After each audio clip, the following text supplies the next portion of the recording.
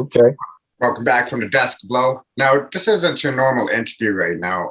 I decided to do something a little bit special with this gentleman that you see in front of me right now. Most of you might recognize him, most may not, but hey, you never know in this day and age. Well, if you don't know this man's history now, he was called the originator. Now, if you don't know what the originator is, man, you got to Google Word To The Jaz, man. Woo, man, I was playing that album today, man. I was like, yo, we're about to talk to this guy right here. But, that's what's up. But the reason why I wanted to include my co-host, he's actually my mentor. And I thought that it would be a very dope idea because he discovered me very early on in my career. So I was like, well, how about me and my mentor interview the legendary Jaz-O himself? How you doing, sir? I'm great, man. How are you? Doing good, sir. How you doing? Yeah, everything's everything, you know. Just moving around. Like I said, you know, I'm down in VA, but I'm for the most part busting some moves. About to shoot some things in New York. So I'm kind of local and you know, just making things happen. Got a project coming up, you know, dropping new singles. You know, everything's gravy. And I was wondering if you can take us back to your time in high school when you discovered Grandmaster Caz and before you met your friend Eric Oliver before he convinced you to rhyme. Yeah, so high school, I didn't meet Grandmaster Caz. Oh no, when you first heard of Grandmaster Caz, I mean.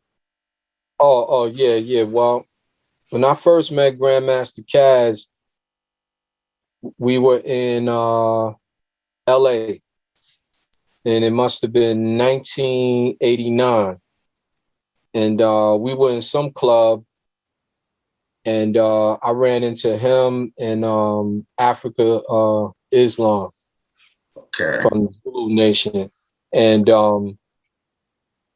so when he sort of introduced me to Caz, and Caz was like, I know who this is, and I was like, I know who this is, and we were talking, and I was telling him how like he was like my indirect mentor, you know, because when, you know, I was going to high school, that's the reference in high school in music and art, you know, that's when, you know, a Brooklyn cat like myself got exposed to, you know, uptown hip hop, or what was called B-boy back then.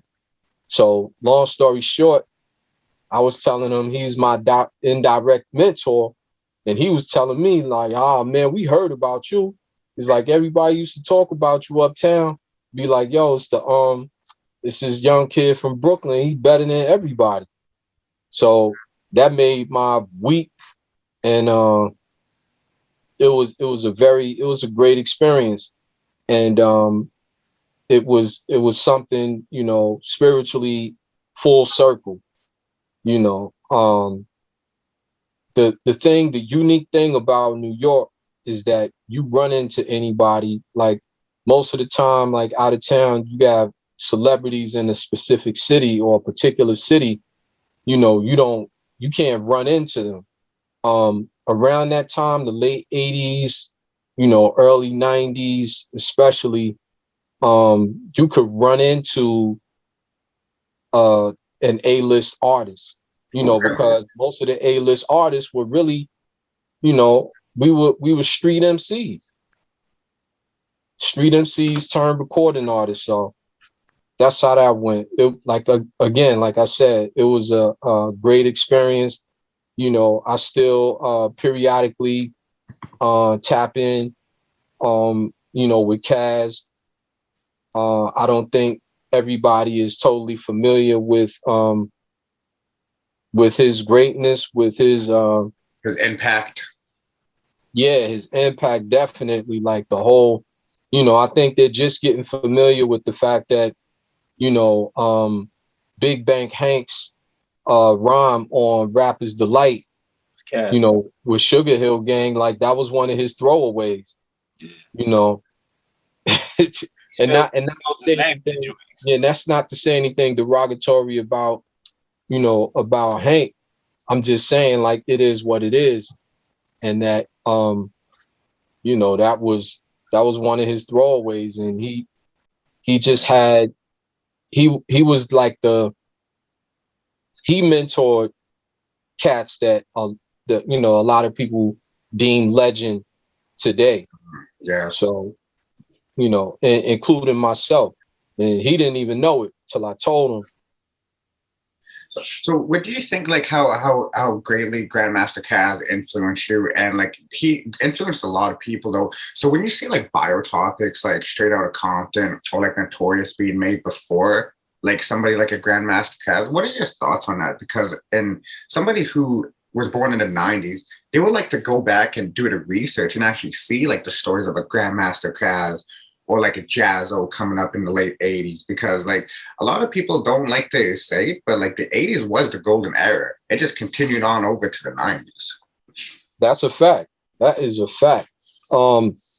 Yeah, I think that it's incumbent upon today's artists to remind people. And the thing about it, the thing about the industry as a whole is that there's not a lot of reminding going on, because, and I'm gonna just keep it a buck. Oh yes, please. Most of these artists are so self-centered, they don't give props to anybody. Like, everything is them. And, you know, of course, you know, having a hit record or what have you doesn't help, because everybody's telling you that you're the greatest thing since sliced bread. So, you know, it gets, you know, for the weaker mind, it gets very difficult for them to give credit anywhere else besides, you know, on their own lap. So, so things get forgotten. So if people don't do the research, they're definitely not going to get it from another artist. You know, I've had a lot of my contemporaries, you know, give me my just due, you know, in private. You know, we're in the studio or something, and they'll go on and on and on, and, you know, rave about, you know, my skill set, my this production, all this stuff. But then when the light and the camera's on them, and, you know, they ask them, you know, well, who's who as far as, you know, skill, or your top 5 or this, that, and the other, and my name won't come up. And I'm not in this. This is not about me. This is about like a, you know, a top MC or A-list artist or producer in general. They, you know, others just don't, unless it's someone directly involved with them and they're making money with them. They don't even mention them. You know, and this thing that we call hip hop, you know, for some of us is more than just a means to make money. You know, like this shit is in our heart, you know, because it's an expression that we felt. It was an outburst, you know, an outpour, if you will, of expression, you know, for that time period. And, you know, like everything else, you know, people with money, they look at something and they know they can market it a certain way and ways to make money with it. And there you have hip hop, you know, because it wasn't called hip hop. You know, scratching was called cutting. You know, hip hop was called b-boy. You know, so everything was a whole marketing thing, and it's centered around money. And it's just sad that it's all based on business. And I mean, there's a balance that has to be made. I just look at it as a situation, whereas the people who know better should do better. You know, a lot of people who know better, they just, for the most part, like, well, I'm getting my bread. Nobody's going to really listen anyway. And if you have that attitude about it, nobody is going to listen. And that means that you're not going to have anything for anyone to listen to. So that's my little rant. I have a question. On that, man. My bad. Hear me, low? Oh, yes, sir. I have a question, and that's funny. My wife's name is on the screen. That segues. So there were 2 things I wanted to ask you about, OG, and what you just mentioned was one of them. So I'd like to ask a specific question for you. I'm always curious infinitely curious about the 80s in New York because there really wasn't any money in this, like it is now. So just can you explain a little bit of the context? Like, because you were going hard, you were coming out of the streets and you were going hard. It wasn't like the bag wasn't. You know what I mean? I guess you maybe could envision it. I guess you could envision it. You know what I mean? Some cats was getting it. You know what I mean? The Fat Boys and you know what I mean? Like there was some people that were really big at that particular time. It seemed like it was from my vantage point, there was like either you were on the box or trying to get on the box, or you were somebody that people was calling corny. You know what I mean? Like it wasn't a whole lot of like in between. So I guess what I'm asking is like, so where was the bag? Even if it's metaphorically, like where was the bag? Like what were you shooting for at that particular time? Who was doing it? Was it just Kane? Was it like to give you a better idea, or to give the listeners viewers a better idea of the climate of that whole scenario, I have to take you back to the 70s. Okay. And where we were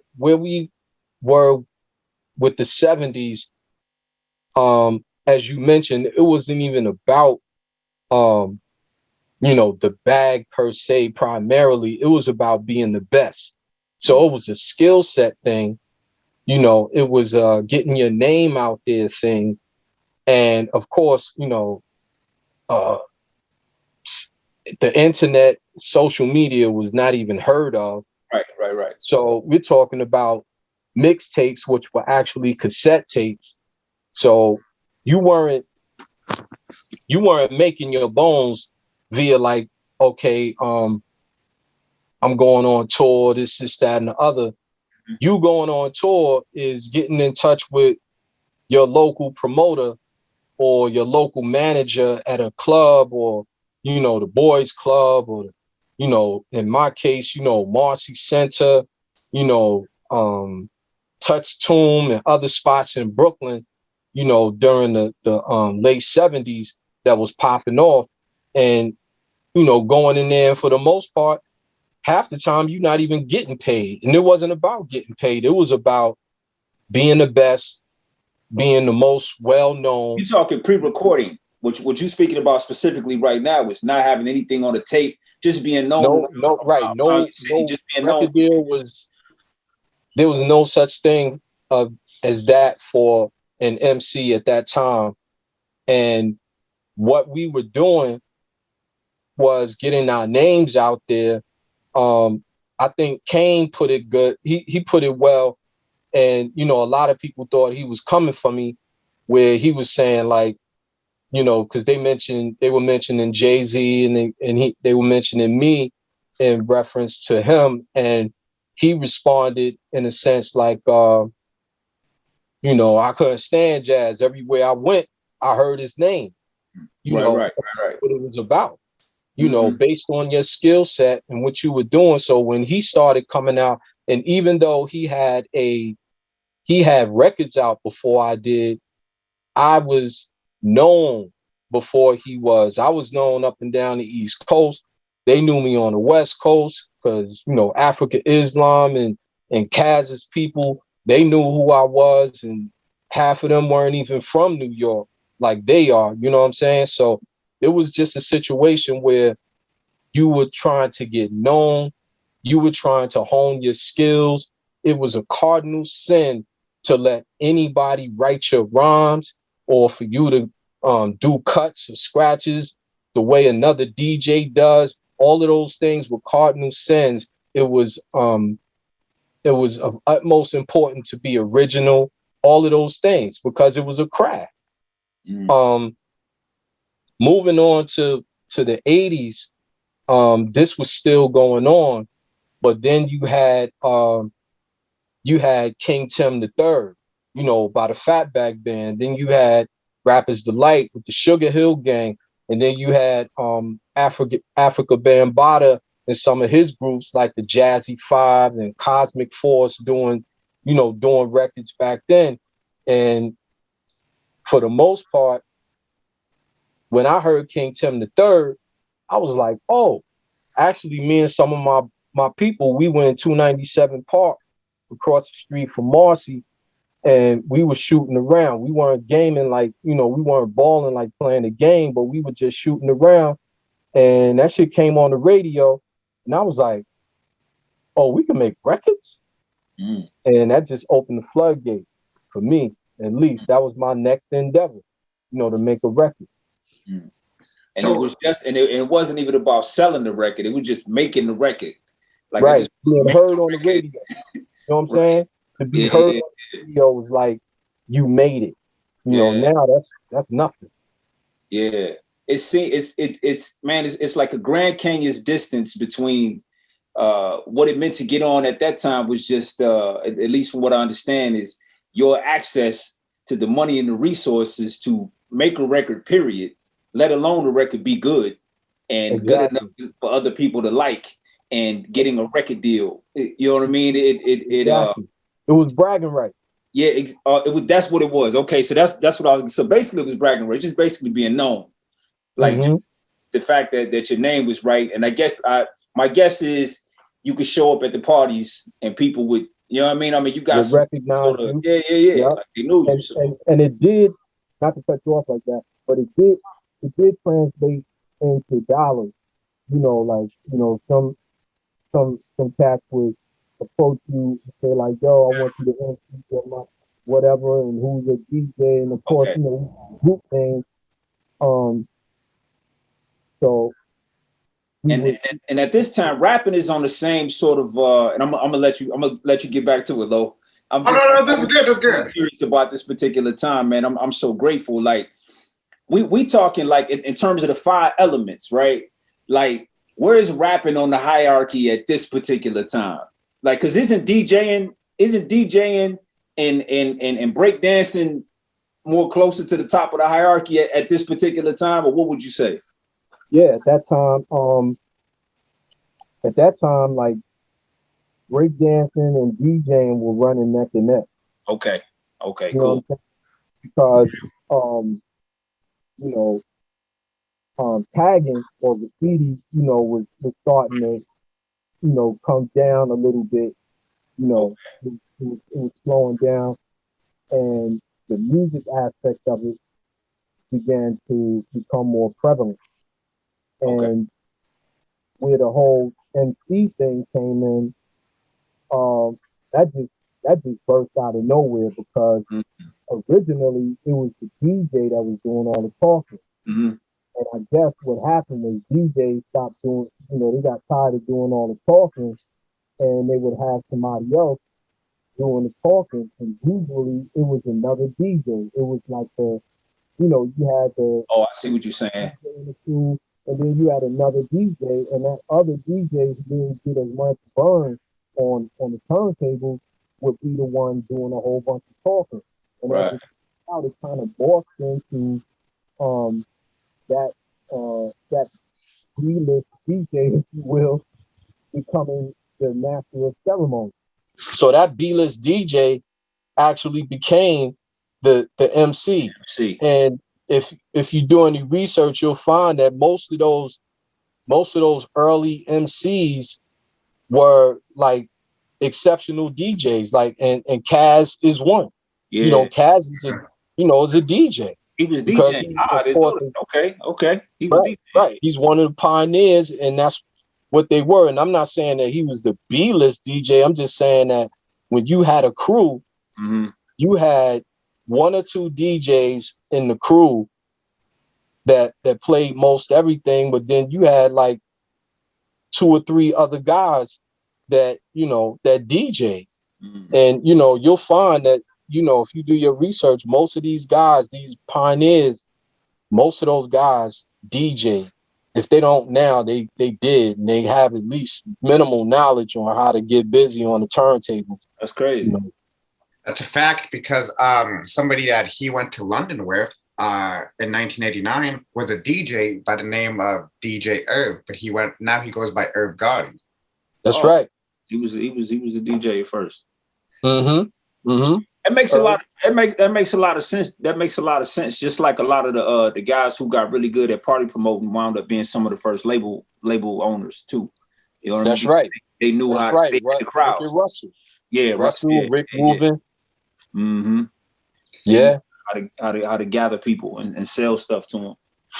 That's what's up. I give it back to you for a minute, Lo. I know where, yo, I like this, yo, because you answered more than what I can. So, when you're going over to London in 1989 to record your album Word To The Jaz, you know, it was kind of like unheard of at the time for an artist to go overseas, especially to London, like the UK, to go work on an album. So I always wanted to know, like, why London? Like, how come, like, it wasn't recorded in, like, New York? Like, because I did research on this, and it's like London. So I was curious on why London. Yeah, I was curious too, but you know what I'm saying? At first I thought it was a straight up money wash, you know what I'm saying? I thought it was a money wash. It's like, okay, we go in here to hide some bread. It's like some, you know, some Swiss, you know, some Swiss account type of shit. But what happened was, due to the recent success of Kool D's records that were, you know, like Wild Wild West and How You Like Me Now, a couple other joints produced by Brian Chuck New out of the UK, they figured it would be a good idea to put a name on my production credits, even though so that was the thing, you know, to put names on it, you know, the A&R at that time, this guy Scott Folks, you know, he wanted to put reputable names on it because as a producer I was unknown. As a recording artist, I was unknown, though I did record a record or two before that. So that was it for the most part, and it was unheard of. And you know, my budget was pretty large for you know, for a rap recording artist at that time. You know, it's like 275,000. Oh, wow, gee, that was a lot of money back then. Yeah, it was crazy. It was crazy. And the thing is, I was in the know with a lot of other cats who had gotten deals, and you know, I was hearing everything in the realm of like 20,000, 30,000, you know, to do a whole album. And you know, some of us, we didn't know the difference. I had a bit more experience because my first manager, he actually managed the saxophonist, the late great saxophonist Gary Bartz. So I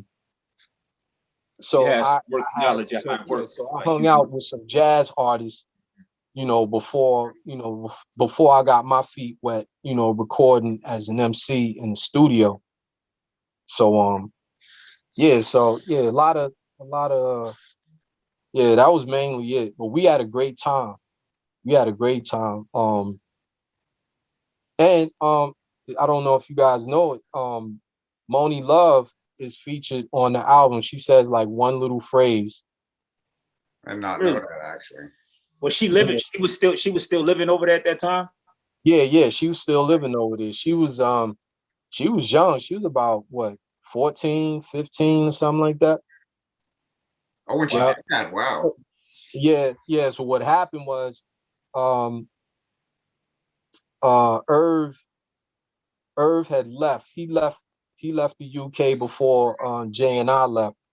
And I needed some scratches on a song. And I needed a DJ. So my management, they put their feet to the pavement and made it happen. And so they came up with this cat. Y'all might have heard of him, DJ Pogo. I heard the DJ Pogo. The DJ Pogo. So he came in and did the scratches. And so then I had done the song Give a Little Extra from the Word To The Jaz. And I told my management that I needed a girl, you know, kind of with a street sassy attitude, you know, just to say one thing. So you want us to get somebody just to say one thing? I was like, yeah. So they reached out to Pogo again, and Pogo was friends with Monie. So that's where we met Monie Love. Monie came to the studio, and she always talks about it. She was like, she got paid all this money to say one sentence that took about 3 minutes. And well, listen. Let me ask you about this particular time now. Just again for the context in hip hop, what's big at this time? Like what's the biggest thing at this time that you're talking about?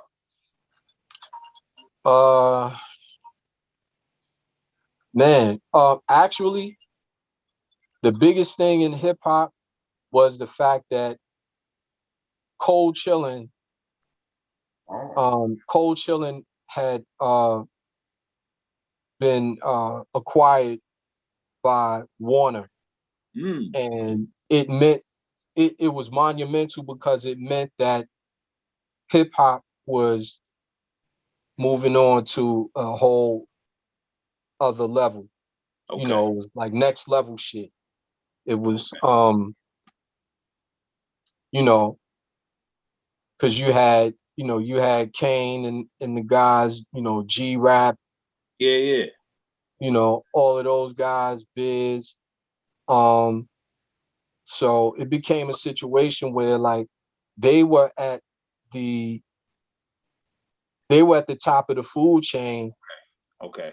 As far as, you know, you can say like pro Def Jam outburst. Okay. Cold Chillin' was the next thing, and Def Jam was still right there, you know, at the top of the food chain. But then you had Cold Chillin', and Warner recognized that and acquired them. And so, you know, that just who is the guy at this particular time? Like who is the guy? Like who is the one who had it? Like whose moment was it at that particular time? Do you remember? Was it Kane? I feel like it might have been Kane or G Rap at that particular time. Or was I'm gonna get a phone call. So as far as popularity and record sales, yeah, it was Kane and Rakim. Okay. Oh yeah, oh yes. Yeah, I ain't talking about skill because I know how that go. I'm just talking about it. Yeah, because you know, you asking the right and the wrong person that. So, you know. But Kane was Juice had already come out. Like Juice was already like had it already come out already? With Rakim? Yeah. Like you talking about like you talking more like Follow the Leader. Yeah. And Microphone Fiend. Is this after that or is this before that? And yeah, this is like this is around that time. Like right Eric B for president. You know, all of that. And then before ain't no half stepping, really, like the I forgot the name of the song, the Biz song where he featured Kane. That was like his debut cameo appearance. Okay. I got you. So yeah, you know, when Cass was still hungry. This is kind of what you, I mean, for lack of better words, this is what you're trying to skill-wise. This is what you're trying to best that at that particular time, right? I'm saying, were you making that album? I wasn't trying to better. Cause see, let me explain something to you real quick. I'm the best. Okay, all right. You know, and I'm supposed to say that. Yeah, 100. Now if it was if you ask Billy Dance that question, you ask Styles P that question, you ask G Rap that question, they supposed to respond the same way. Yeah. Right? But of course, me being me, I'ma still say it's me. I'm the best. Yeah. And then there are categories like, what do you mean the best? You sold the most records, you this, that, and other. I'm like, nah, skill set, I could do things that nobody else can do without the help of technology. That's why I say on a skill set level, I'm the best. But yeah, my goal was to excel in everything possible as far as, you know, record sales. You know, I got a big, though I had like the highest budget at that time, you know, for a record deal for an album. They didn't have the know-how. And I was envious of you know, those artists at Cold Chillin', especially when Warner acquired them, because they had they had the formula. They had the formula, and unfortunately EMI didn't. You know, the only thing, and what they didn't even call urban music back then, they called it black music.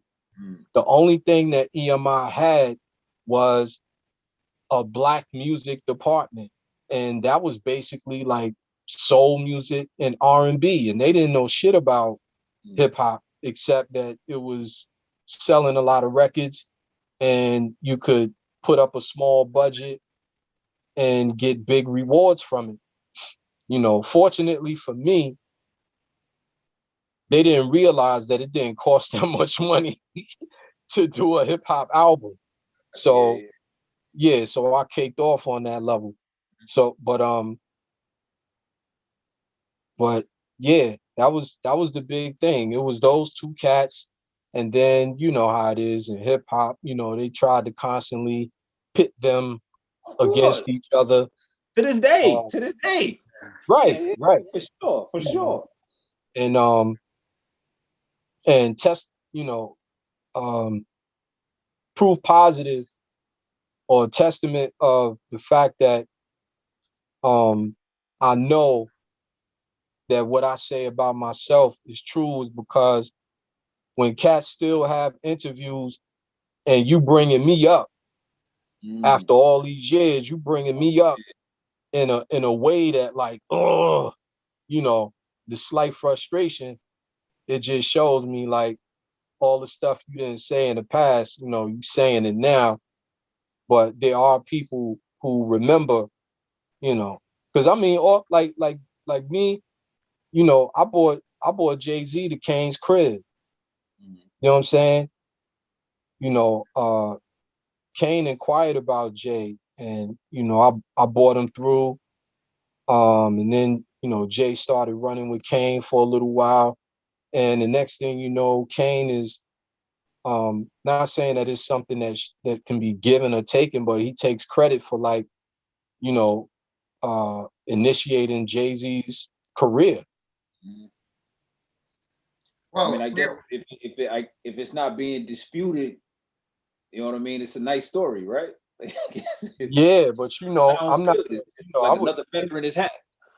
Yeah, but to me, it was a bit stupid because there are too many people who know better, who have a platform under which to speak on it, and you know, and to rebut, you know, including myself.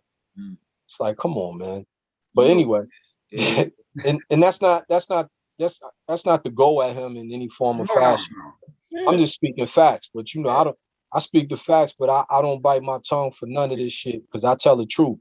But it's like we said earlier, like hip hop hadn't. I mean, you guys were still figuring out how big it could get, right? Like you said, the first real deal had just been done. I mean, who knew? Like you didn't know to make sure Jay was in a position where you know what I mean? Like who knew? Like how would you know? Yeah. You don't know. You know, I was just my man. He probably nice. Like I was looking out for my man. So I was like, yo, he got skills. He deserves to be heard. I would do the same thing today. I mean, you don't know who do you know what I mean? Like you can only imagine that kind of shit, man. Like who knows somebody's gonna go be that? Like I don't know. Like my man's nice, you know what I mean? And I rock with my man. He's nice. That's it. My other man. Yeah, if I had known, I'd have done some you know, I've said in the past that certain things I would not have changed, but there are a couple of things I would have changed. Like I'd have made certain business moves different than, you know, even if I played the Kaiser Soze role, you know, I would have I would have done some business moves to keep myself in the mix, if you will. For sure. Well, sometimes I know it can seem like you may feel underappreciated, and it makes all of this sense in the world. But you don't know me from a bag of chips, man. But I just want you to know that I appreciate all of the time and effort that you put into getting good at this. You dig, and carrying the torch worldwide and doing what you did, and you know because of that energy, I could have a dream. You dig, and so I like, man, I appreciate that. Like you gave the very early part of your life to something that you had no idea that would really become anything. You know what I mean? And just by virtue of you doing that, right? Like I have a leg to stand on. You know, so like I greatly and my people and everybody that I know, man, like we appreciate you, family. Like seriously, like thank you. I don't know how it worked out in the end or whatever, but man, just know, like, man, without that involvement, like we couldn't be here. So I thank you. You're very welcome. You're very welcome, and I appreciate the sentiment, man.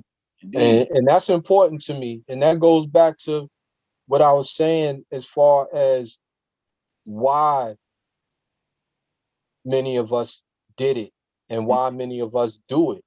You know, of course, you know, there's a bag at the end of the day, you know, at the end of the work day, there's a bag, but there's also that counterbalance of the desire to create something different or to excel or to, you know, to repeat something that gets the party, you know, that gets the party jumping or whatever, you know, to get everybody turned or, you know, to get everybody wired, you know, that's important.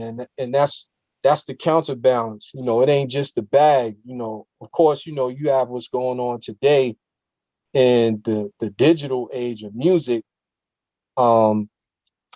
It's mostly about the bag because, you know, most of these cats, they don't have any talent. You know, their lyrics wouldn't even be on beat if not for technology, you know, shit like that. So, you know, and I don't knock them. You know, that's what you do. I mean, as a hustler, you get it, right? Like as a hustler, I get it. It's a thing that can, like, you can do it. It's there to be done, right? Like people are, I can't knock the hustle, man. Like I get it. You're doing the hustle, but the counterbalance, like you said, like we can't say, we can't keep the, I remember it happened with, I saw it happen for the first time with Soulja Boy. It was like people wanted to say something, but it was getting money. So it was like, that's when I first started hearing that conversation of like, hey man, these kids are getting money. And you had to kind of capitulate. That was like the beginning of like capitulating to this idea that even if it was, I mean, that can be skill in something that's corny, right? Like you could tell, like my man could rap though. Like you can hear it. But that kind of started the conversation of like, man, you didn't even really have to be good at the thing. Like you just had to like present it a certain way, and as long as it was popular and they made money, you know, then the conversation. I remember, I think it was Ice-T that tried to say something, and man, they rolled so hard on that brother. But all he was trying to say is what we saying. He was saying like, yo, hold up, like it's cool, but let's not act like that's the shit. Like let's not act like that's it. Don't act like that's hot. Yeah. It's a commodity. We always had that, but you know. Yeah, but people get, you know what it is. It's just like when you have like this new generation, like a new generation rap artist, and he says like, oh, that 90s shit, that 80s shit was whack. Well, I can't even say 80s. That shit is oblivious to them. Or they're oblivious to 80s shit. But it's like saying that, and they, you know, and then, you know, somebody, you know, or any of my contemporaries saying like, you know, getting angry about it. It's like, nah, don't attach yourself to that. If somebody feels that way, that's totally fine. You know, I think that the problem is we associate, we make ourselves like a Christian. You know, if you say something about Christianity, a person who is a Christian shouldn't get offended because that person who's a Christian is also a human being. And then say, that all human beings are lunatics. It's just saying that, you know, I have a problem with Christianity or I have a problem with Islam or whatever. But what I'm saying is that we get so stuck on what's hot and what's whack. Like you know, I remember all throughout my recording career and even in the street rhyming, you know, you had cats that were nice, you gave them their props. There were cats that was whack, you know, or at least in my opinion, you know, that was whack. And you know, we used to laugh at them. You know what I'm saying? We used to laugh. And the same thing that went on, you know, when I recorded music, and the same thing that goes on today with new artists and with old artists. Just because, you know, just because their career, you know, they were in their heyday in the 90s, that don't mean that they was nice or all the records they did. You know, how many records you hear today that came out in the 90s and you and your people didn't really like the song, and maybe I had a couple of things to say about it, but when it comes on in a club or in an environment where music is played, you know, they're like, oh, I remember that joint. Yo, but it was whack. I know exactly what he's talking about. You know about. what I'm saying? Just because it's whack now. Yeah, but it was whack then. Yeah. And the thing is, like you said, it still should be whack, but it's just the, you know, how we attach memories onto music. Nostalgia, for sure. You know, it's the soundtrack of our lives. So you think like where you were when that bullshit was playing. And that's what you're feeling when it come on. That's what you actually feeling is that. Exactly that. So but I think sometimes that's one of the issues with popularity is that it doesn't show you that even though it seems like this is what's winning, man, hip hop is still giving a voice to unknown kids everywhere. You know what I mean? Even for myself, like I don't even know if I believed in myself before I could really write a rap and express myself to the world. Like, you know, there's so many people that use this culture on a daily basis, man, just to live, just to have a thing to look forward to, just to have a, you know, instead of having a car in the garage that they're working on, there's a beat in the house to work on. There's a song to write. And I guess that's what I'm saying to you is like, there's way more people in obscurity that appreciate what you guys did than you know. You know what I mean? They just don't have a chance to say it to you. They don't have an opportunity. They don't have the platform. Yeah, they don't have it, man. But trust and believe, like it is that people do appreciate it, and they're still trying to get good at it. There's people that have no desire to become famous, but just want to be good at it. It's still like it's still out there, man. There's open mics all over the world. I've been all over the world. People are having little open mics with 20 people in the damn audience. Like they doing that shit because of y'all. You know what I mean? Because of what y'all did. Like they're all over the world, man. In Spain, somebody's having an open mic, somebody's battling, somebody's doing something. You know what I mean? Yeah, you see and all the time. Don't, but man, take pride in that, because that's like I'm sure some of your contemporaries feel like you don't get enough appreciation. But man, just if you just took a step back and really looked at it, man, y'all did some cool shit. Like, you know what I mean? Like, y'all did some really cool shit. You're right. And you know what's more, like we didn't really, of course, as a memory, you're gonna cherish it and hold it sacred. But you know, while that was going down, like it was like, nah, we just doing what we do. You know, and you know, just like a lot of things in your life, like I always do that. You know, I did this, I do, you know, natural. I've had that. Like I've had like I remember when me and Jay-Z did The Originators, the first one on my album. And that's what it's off of, to your soul. That's awesome. Yeah, and so when we were at, that was the second album, that was To Your Soul, and we ran into Busta Rhymes, who he wasn't even a solo artist yet. He was you know, on Scenario. Oh, Huh? okay. Well, he was what Oh, lead. not even scenario.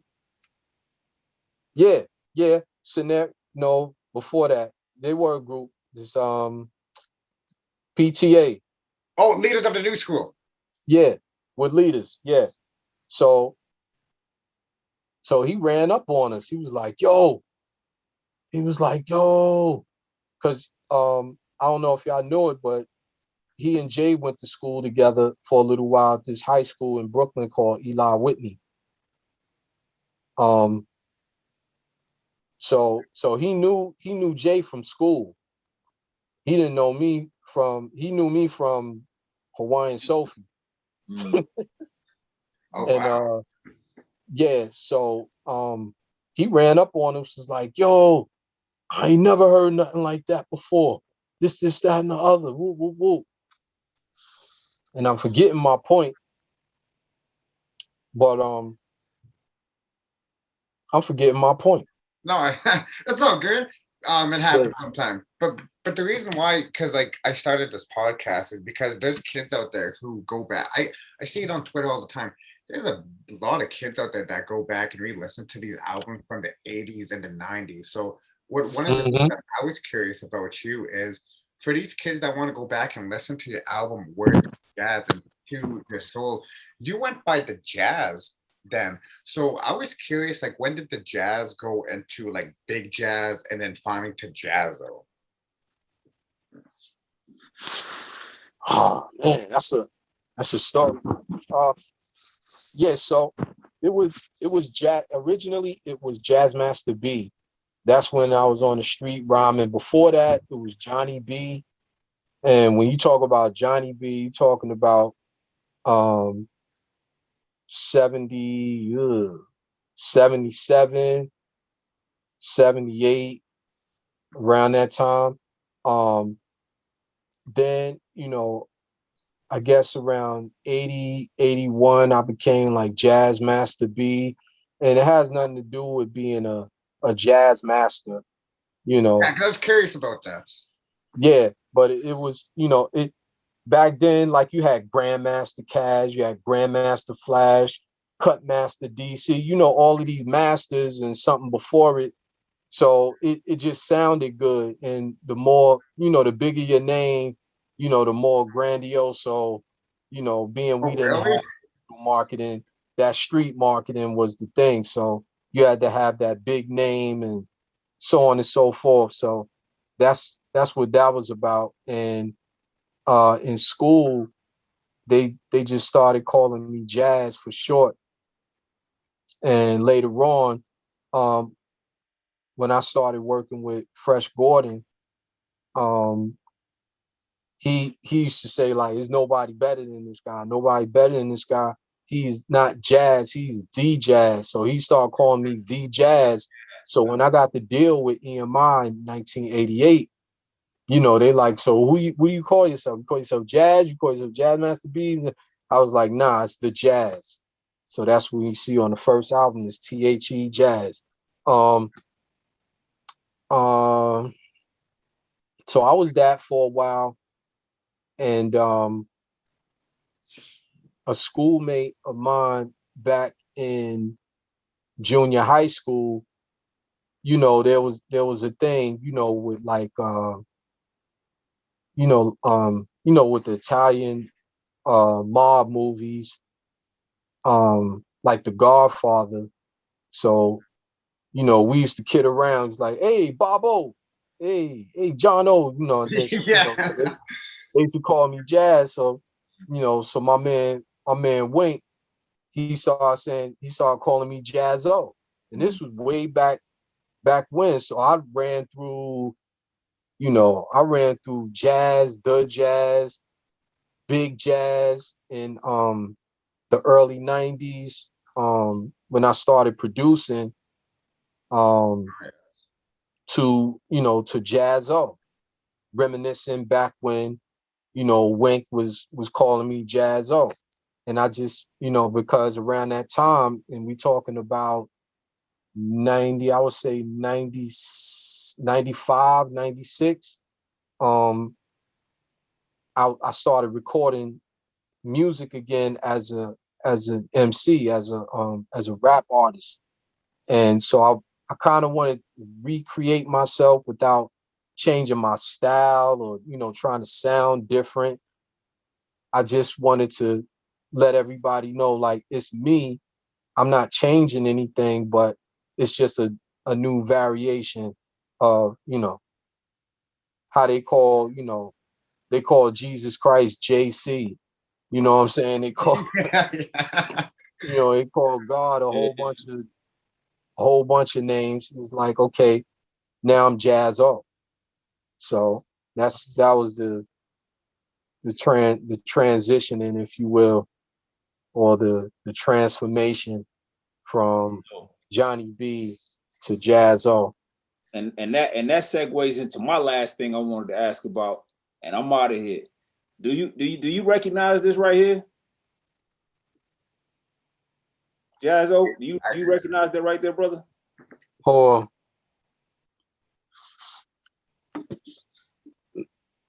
I'm looking at it right.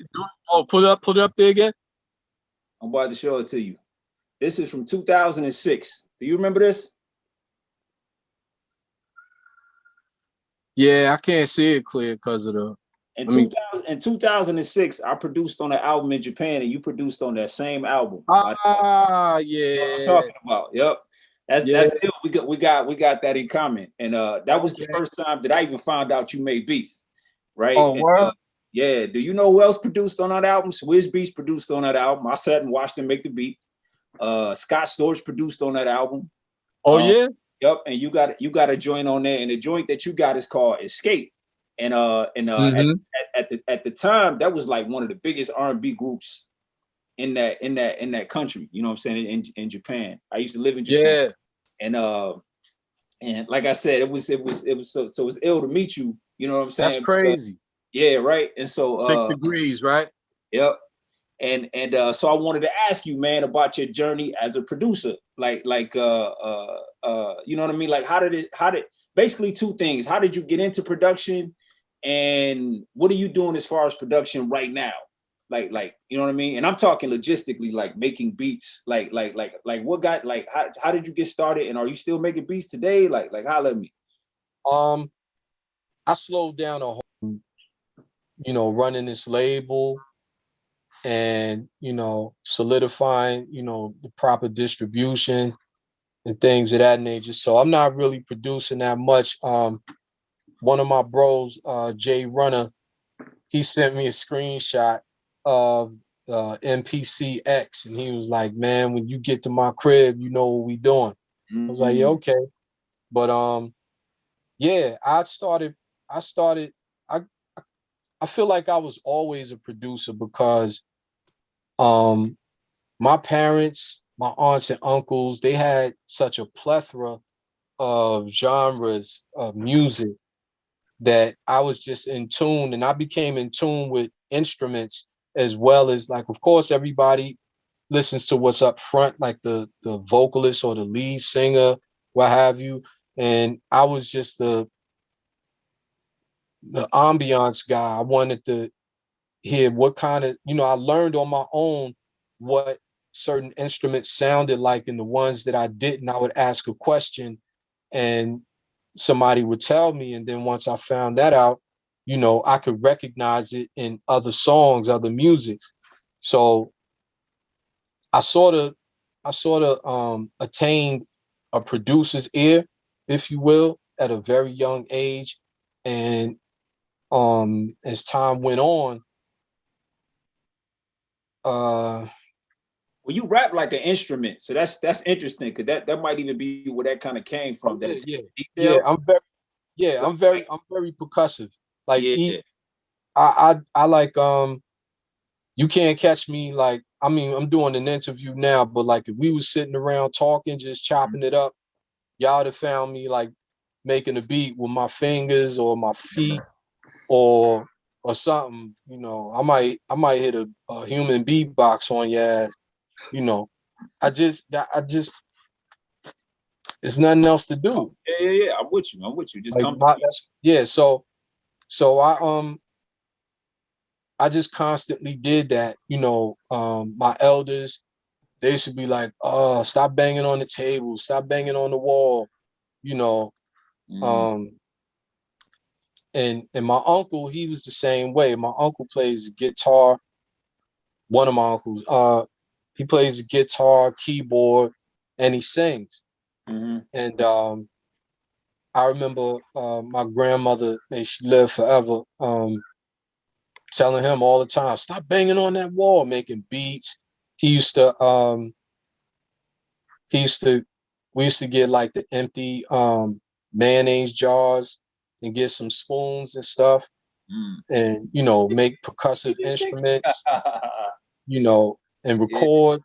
You remember those old we used to record out the air, like the, you know, the rectangular tape recorders, the cassette recorders, and it got the big, it's got um the square speaker on the top of it.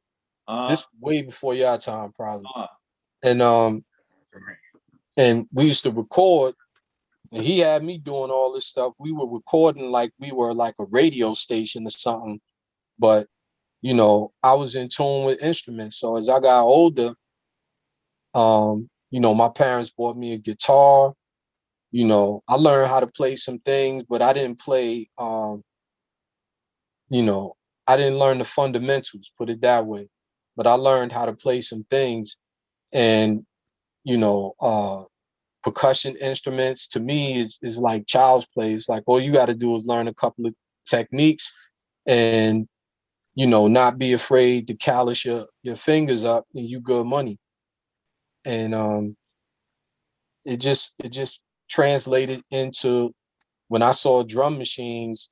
You know, I've been into drum machines since I don't know how far back y'all go with it, but the DMX, the DX, which was the percussion version, the Lin drum, which was the Roger Lin machine before Kai even existed. Then they had the Lin 9000, which morphed into the MPC 60. Of course, you know, you had the 808, you had they had the economy drum machine, the DDM 110. So I knew all the drum machines. If it was something that was popping significant enough for me to do something on, I had it, or I knew somebody who had. Who had those? Like, how were you getting your hands on those? Like, where'd you go to the electronic stores. Back then, you know, Sam Ash. I think Sam Ash went out of business. They all like guitar centers now. But yeah, Sam Ash was the place to go. Okay. You know, you wanted instruments, you wanted, you know, and then they had to do, you know, with synthesizers, you know, the same department that they had, you know, the keyboards and the synth keyboards, because you know they didn't have the rack joints yet. Okay. You know, you would find the drum machines. Yeah. I only know the DMX one because that's where DMX got his name from that drum machine. But everything else I've never heard before. But the DMX, exactly. Yes, because back in the day, in the '90s, when I started, if you would walk into a music shop, the electronic shit would be like back in the corner. Like when you walk in, it was guitars and drums. Like you had to ask, you know. And then we got some keyboards, and then around the keyboards, you might find some extra stuff. You know what I mean? But you kind of had to know, like you had to know what it was, or buy DJ equipment. Like if there was DJ equipment, like actual DJ equipment, then maybe it would be around some of that stuff. But that's why I was asking, like, how'd you get your hands on it? Because it, you know what I mean? It may have been different in New York. But yeah, definitely different in New York. Because Sam Ash was the place to go to get all of that stuff, and you know, Sam Ash was so big, they had two stores. I think it was on 48th Street. They had two stores on one side of the street, and then their annex right across the street. So that's how it was. And there were a couple of other stores, like you had Rogue Music, but the place to be if you wanted to get something and there's no dispute on whether they have it or not, you just went to Sam Ash. So he's probably just hanging out in there, just going in there, just messing around with shit. Like, yeah, yeah, a lot no of doubt, us did. A lot of us did, from you know, from clinical musicians to, you know, we cats that, you know, just want to sample and beat on drums, you know, and then even sampling was new as far as like loops and stuff, because there wasn't that much memory available, you know, on any particular module, you know. Yeah, I was on the phone with DJ Clark Kent the other day, and we were talking about a lot of that stuff. And he was talking about we were talking about the SP 2400, because you know Clark, he swears by the SP 1200. Yeah, wow. And he still to this day makes all he told me this, and I knew it, but you know, it's something you know, but you don't. It doesn't just register until somebody reminds you. It's like, yeah, homie, this all I use. Yeah, what y'all was doing with 8 seconds of sample, I know a little bit about that. You know what I mean? What y'all were doing with 8 seconds of sample time, like making whole or making it mono, so you can have 16 seconds of sample time. Oh yeah. Oh, you know my trick. What's my that? trick was to do it on a Technique turntable and turn the speed all the way Speed up. it up. We sample it, and then once you have it in whatever module, if you know, you just slow it back down.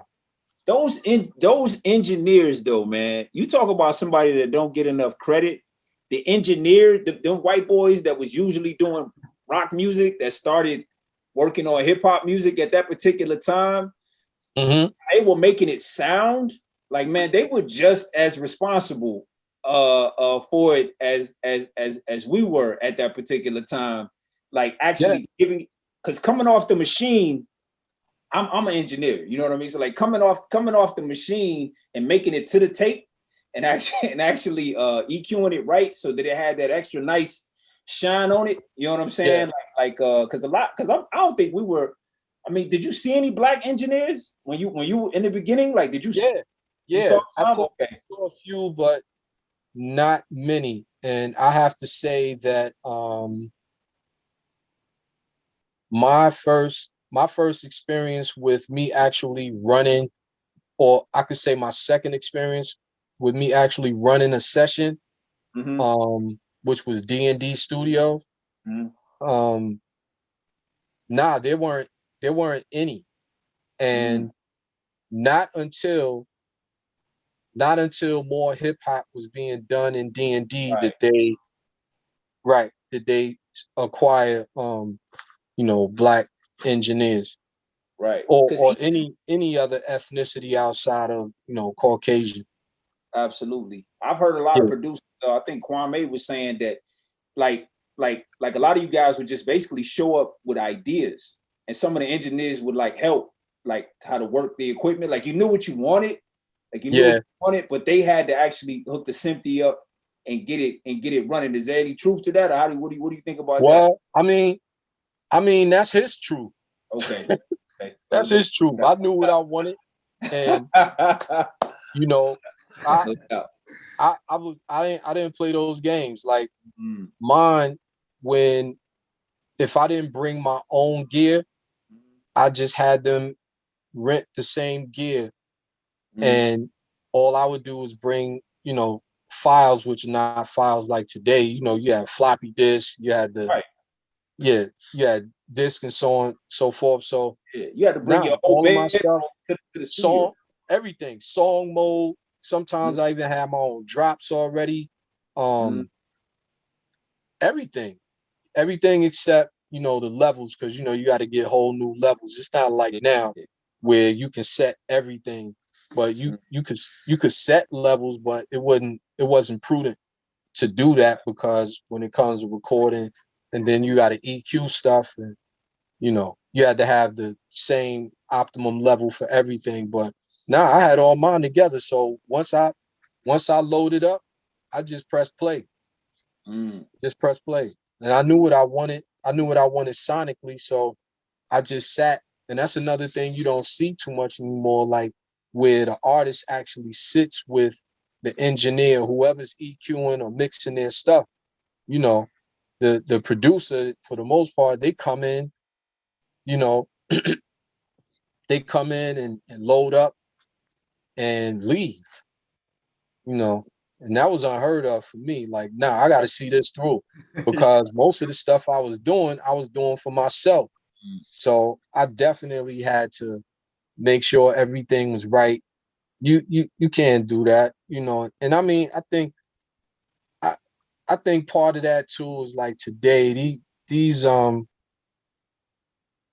producers aren't very, like, everything is a press of a button. They're not really musical. Well, OG, there's a term I learned overseas called programmer, right? Like, and like, actually they credit people as programmers. Like, if you made the beat, that didn't automatically make you a producer.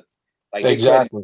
you know what I mean? So, but the person who actually, like you said, hung out, made sure the mix was right, all the arrangements was right, the drops was in there, you know what I mean? And, you know, even paid the engineer, paid the musicians, you know, like, that guy is the producer. You know, Yeah. if he just so happened to make the beat too, that was great. But he wasn't necessarily the producer. My guess is you probably produced way more of your songs than you got credited for. Oh yeah, you already know. You know what I mean? Just by listening to you, you know what I mean? Yeah. You know, yeah, just make it. You got to be in there. Like, that is a skill. It's nice to be able to make a beat. You definitely need that. But in terms of being called a producer, that's really a loose term. Probably over the last 15, 20 years, like, it's really loose. Yeah.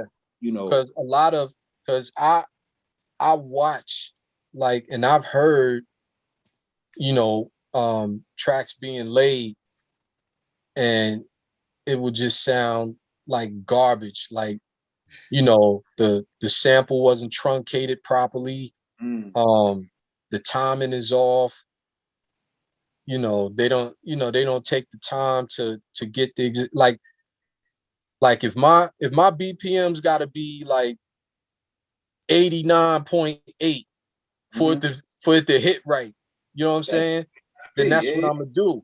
And then I'll go into like sequence edit and make sure like the snare that I program is exactly on top of a snare, if it's there, that is in the sample. You know what I'm saying? Like, if you could listen to any of my productions, you don't hear none of that flanging, you don't hear none of that. These guys, I'm telling you, and I'm not even talking about like new generation, like today. I'm talking about the 90s.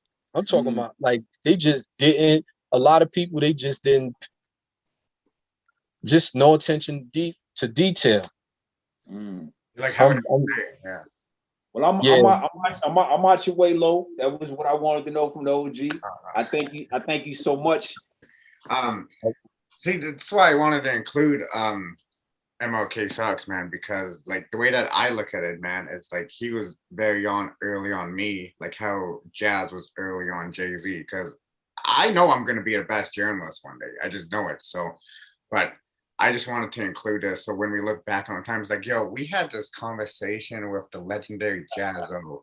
So like, yo, it just like sends shivers down my spine sometimes. So one of the things, I know you're a busy man, OG. So I got 3 more questions for you, and I'll let you go. It's kind of funny how that you guys were bringing up D&D Studios and how the producing was. A lot of people, when they interview you, Jaz, they talk about your track with Jay-Z and Foxy Brown on Reasonable Doubt, but I never ever hear people bring up, yo, Jaz, can you tell us how Bring It On was on Reasonable Doubt, and was that supposed to be a Hardpack track? Because I know that you and Sauce Sauce and Jay had a group called Hardpack. Pause. Yeah, we did. Well, nah, it wasn't a Hardpack track. They just Jay called me up. They happened to be in D&D, and when I got there, they looked like they were ready to leave. And I'm like, y'all cats been in here for a while. Y'all gonna wait till the last minute to call me and say, hey, get on this track. So I sat there for about, I guess about 20 minutes and wrote that verse and then recorded the verse in about 3 minutes, 5 minutes. Oh, so this was fast for you. That's what I do. See, but like, that's what I do. I was always curious about that track because like, that's one of the very few tracks where I don't like Jay's verse, I don't like Sauce's verse. Like I go straight to Big Jazz's verse on that one. It's because my ear is different when it comes to that. So hey, no offense to nobody, I can't argue with you on that. That's good. That means you both see eye on that. It's good. Yeah, I can't argue with you on that.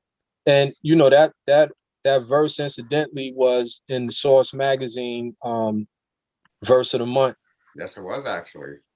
Mm-hmm. That's the thing that we're missing today in hip hop too, is because you can actually look back and tell these kids you were in print. Because nowadays it's like what we're doing it's like over the internet. It's all like blogs, but I think that's like the missing element is like being in print back in those days. Yeah, for sure. Because for sure. It meant something, and it was like it's funny you say that because a lot of my relatives, kept kept magazines with my interviews and stuff in it, and it meant a lot to them, and it was something that without pulling up something on a phone or what have you, which didn't exist back then, but they could show people, they can put it somewhere, they can frame it. Yeah. And they can actually take a picture of the article and like show it to like, because I see so much people like screenshot an article and just upload them. It's like, damn, I really wish I had this like in physical. But when we get that article, it's like, wow. Yeah. Now you got NFTs. Yeah, like DJ Premier just did one. Oh yeah. Yeah, it's kind of funny how he did that track too. I'm bringing it on. Yeah, he did. Yeah. So yeah, I'm hunting him down right now for something. Oh, okay. Well, I was gonna say he's I always see him repost crazy like just fans on Instagram. So I think Instagram is the best way to get a hold of Primo. Shout out to Primo, if you listening, can you just get that Jazz? Give us some more magic, please. Yeah, I know. Cause I mean, me myself, like I'm so I guess they would call it funny style, but I'm not funny style. I just, I'll call you one time. Yeah. I'll call you once, and I'm not talking about him, but I with anybody, like I'll call you once. Under certain circumstances, I may call you twice or text you, but in the case it has happened before, and I don't sweat it. It's not a bruise to my ego, but I don't call too many people. I don't call on them for anything. And yeah. Oh, sorry to cut you off because I like how you said that, because when I was listening to the warm up, it's basically there's no features on it, just you, isn't it? That's it. Yeah. So and then I got Nipsey Hussle on the hook with a song called Looking Like. And then I was curious if that was sampled or if that was actually like he came to or he just emailed you it and was like, this is Nah, it's a sample, but it's a legitimate feature. Yeah. Okay. Yeah.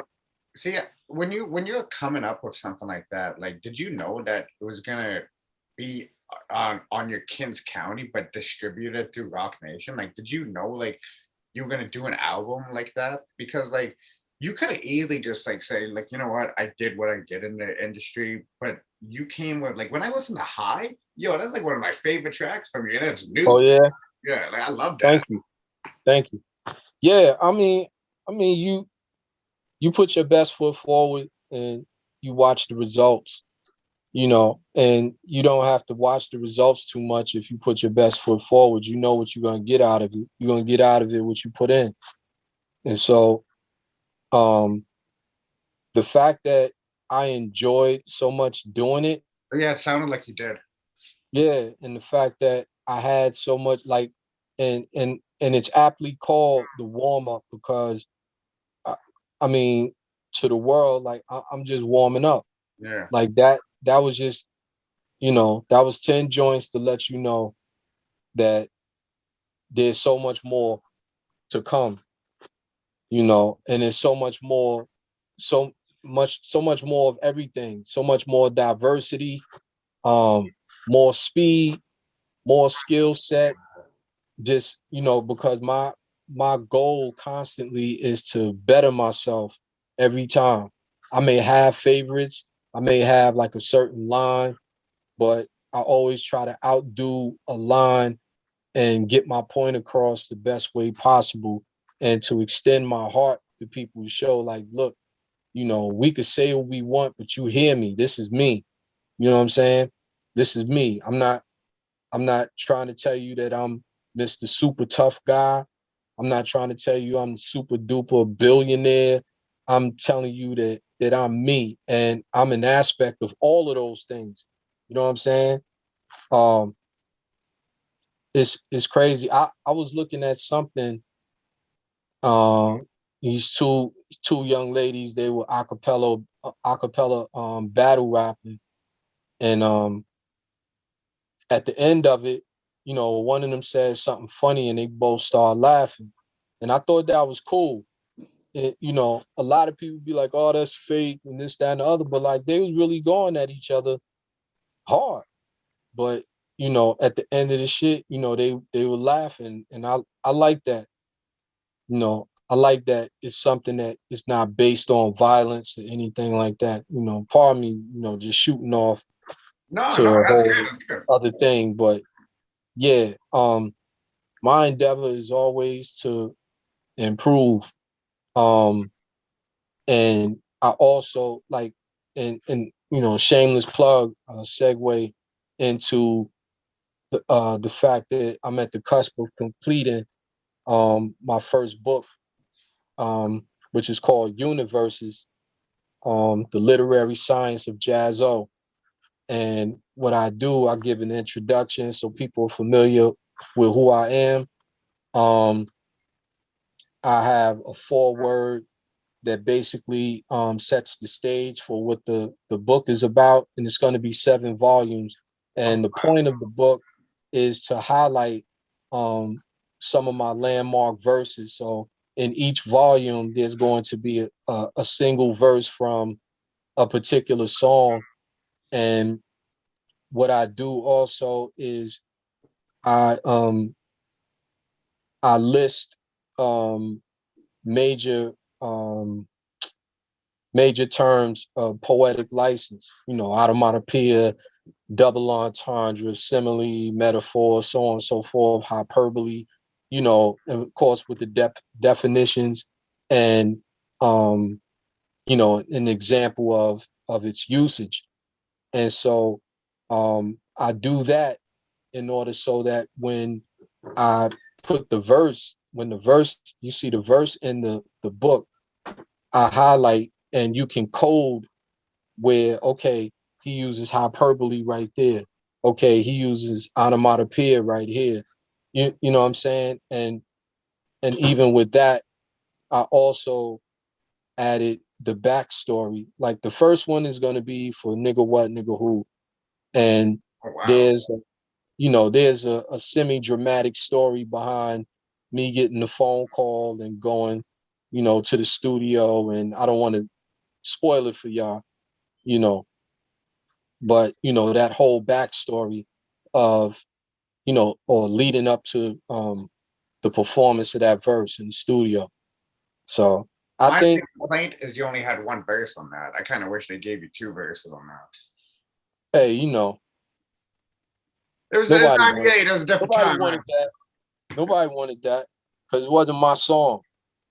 I don't know, And man, because you'd be surprised with who gravitates to that verse. yeah, no, I wouldn't. I wouldn't. I'm keeping it a buck. I just, you know, I know what I know, and it's a that song is classic. I think that I agree with you, but at the same time, the way the way it was done and the way it was done and the way I came in, I think is a key factor in its classic value, because uh when just imagine the first time anybody hearing it, nobody expected that. Yeah. Yeah. Nobody expected that. I think that was the very first time. No, yeah, because I heard Volume 2 first, and then I went back to my research. Yeah, because I remember hearing you first on the originator track 99. So before I let you go, I just have two more questions for you. Since we're in a digital era, and when I see like an artist like an Eminem or like a DJ Premier embrace these NFTs with like original music, it makes me think about like artists that had like super groups back then, like you know how like you Jay and Sauce had the Hardpack. I was wondering if there was any like tracks like we have never heard, and then maybe like you can put these tracks on an NFT, so when these people buy it, you get the value from it, because obviously these are worth millions, but you get the value from it, and the world gets to hear it. Have you ever thought about like doing something like that with unreleased music on an NFT? Yeah, definitely. I have a few ideas. And I'm in, I'm going back and forth with a couple of my partners, and we're formulating some things and something that's going to be continuous. Uh, I'm not that familiar with the technology, but it's a form. We're working on a form of like a living NFT where we can constantly update and upgrade it Okay. to where like say my image right here in front of the wall, or yeah, in front of the wall, and I'm saying one thing, and the next NFT could be based on this same thing, but once you change the graphics or what have you, say it's a blue wall, and then I'm saying something totally different, and maybe my shirt is changed from a black shirt to a red shirt. You know what I'm saying? So it becomes like a living NFT. I think Kanye was super early on that, because I remember all the changes he did on Title to the Life is Pablo. He's like he was updated like weeks after it was released. There was different album covers for it. So I think like Mm-hmm. he was really early on that with Life of Pablo. So when I hear you saying that, I'm like, wow. Yeah, yeah, Well, speaking, yeah. so I was also wanted to know too. Can you confirm that you have Hardpack? Like, does this like do these tracks exist? I I'm just curious from a gotta. perspective. I have to look. I had because I have 2 inches. I have 2 inch reels in Brooklyn, and I need to go through those, but I may or I may not. There's so much that has been lost, Oh, I can you know, imagine. time and moving around, and the main thing, and I fault myself for it, is that I never placed as much value on it as I should have. I'm like, oh, I could do that in my sleep. You know what I'm saying? Or this, oh, I could do that again. And I used to do it. There used to be files and stuff, and it has a beat on it.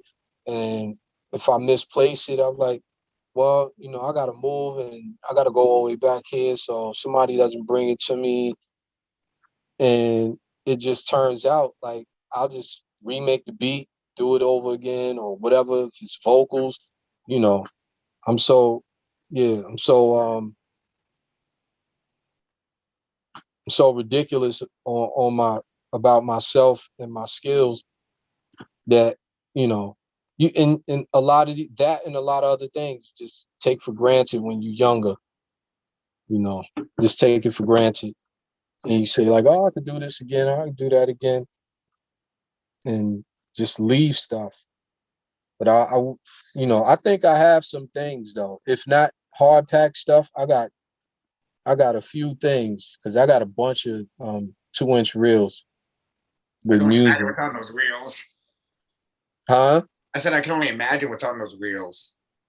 Yeah, there's a lot of good stuff. A lot of good stuff. Do you find So, yourself like not even like with like reels? Do you find yourself sometimes like listening to like your first album? Sometimes it's like because it's a chapter in your life.